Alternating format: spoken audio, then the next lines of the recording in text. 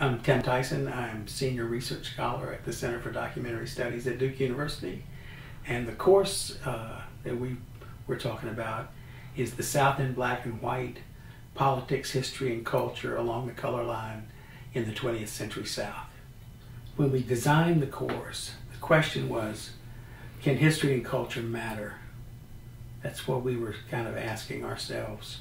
We do history and politics and drama and fiction and poetry and music, and we don't want to lose that eclectic quality. We think of it as being public scholarship as an act of citizenship about public citizenship, about the people in the South who have committed themselves to acts of public citizenship over the course of a century.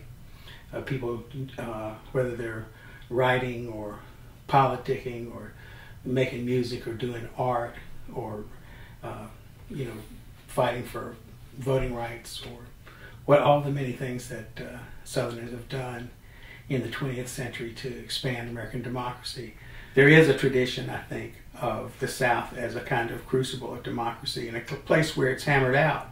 It's been the battleground of American democracy. It's been the territory that has been struggled over throughout this whole story, the American story. And in that way, since America is the most powerful empire in the history of the world, in many ways the fate of the world has been battled for here in the South. You also must have, in any movement, a commitment to movement and not a moment.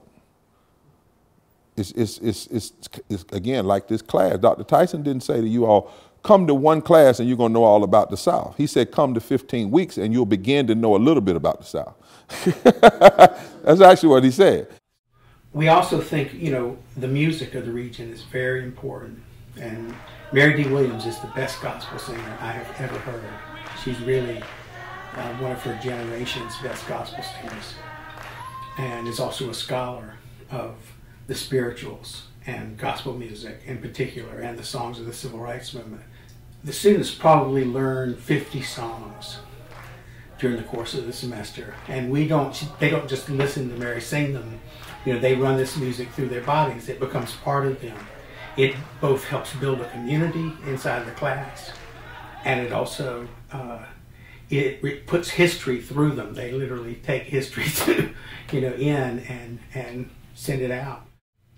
It's hard work, but it's great fun. And there's always a kind of chemistry in the class, and it always comes together at the end. And the question always becomes, what are we going to do with this?